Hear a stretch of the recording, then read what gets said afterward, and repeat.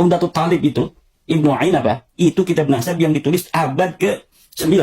Di abad 9, tokoh Balawi itu udah besar jadi kiai itu. Ali Asakron ini kiai dia. Seharusnya kalau dia betul keturunan Nabi, seorang tokoh sekelas Ali Asakron akan dicatat dong oleh pencatat nasab sebagai turunan Nabi pada waktu itu. Tetapi kenapa Ibnu Inabah tidak mencatatnya? Karena memang Ibnu Inabah tahu bahwa Ali Asakron bukan keturunan baginda Nabi besar Muhammad Sallallahu Alaihi Wasallam.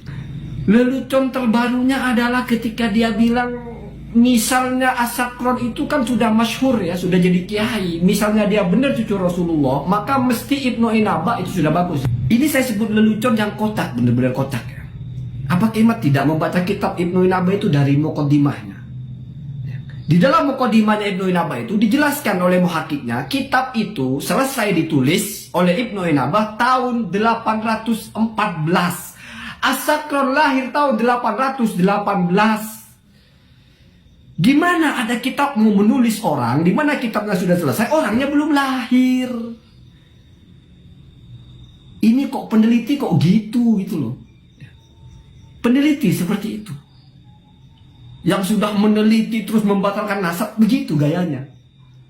Ibnu Inabah itu lahir 740-an, wafat 828 kalau tidak salah. Selesai menulis kitab itu 814. Asakron baru lahir 818. Itu pun Ibnu Inabah di Irak, Asakron di Hadramaut.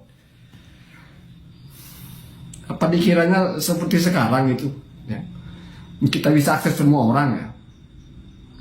Jadi kadang-kadang dari mulai cara membangun argumentasinya sereceh itu argumentasinya. Oh, jadi Asakron itu ya tentu bukan zuriyah Nabi. Ulama nasab yang menulis nasab pada waktu Asakron sudah besar. Oh, bayangkan Asakron sudah besar, sudah jadi kiai, berarti Asakron diasumsikan mungkin sudah umur 10 tahun misalnya. Oh, nggak mungkin ya, 20 tahun lah. Asakron umur 20 tahun itu berarti tahun 838. Karena lahirnya 818. 838 itu Ibnu Inabah sudah wafat, Pak. Ibnu Inabah wafat 828. Berarti di hari wafatnya Ibnu Inabah, Asakron baru umur 10 tahun. Gimana 10 tahun sudah disebut masyhur? Sudah disebut kiai, sudah besar, sudah tokoh besar gitu. Agak lucu sebetulnya, agak lucu ya. Terus ngotot sekali ya, gak ada penyebut nama Ubaidillah di dalam kitab-kitab nasab ya. Saya khawatir nanti pindah gawang lagi setelah ketemu ada kitab, oh itu bukan kitab nasab. Kalaupun sudah ada kitab nasab, oh itu bukan kitabnya Al-Ubaidillah. Saya bilang kan kitabnya Al-Ubaidillah, nggak menulis. Ya kalau itu Pak, Anda seperti bilang 1 tambah 1 2 Pak. Memang tidak ada dalam kitabnya Al-Ubaidillah.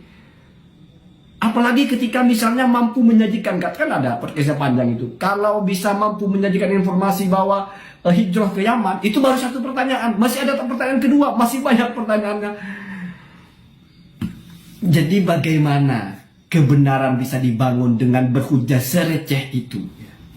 Receh sekali ya. Sekelas saya aja bisa melihat kesalahannya seperti itu. Bagaimana selevel muhakkik ketika mendengarkan narasinya Kiai Madudin ini. Ini orang ngomong apa sih? Dia tahu nggak Asakron lahirnya tahun berapa? Dia tahu nggak itu Ibnu Inabah itu wafatnya tahun berapa? Kok bisa dia berpikir karena Ibnu Inabah tidak menulis nama Asakron, berarti Asakron bukan cucu Nabi? Logikanya kemana? Disambungnya dari mana?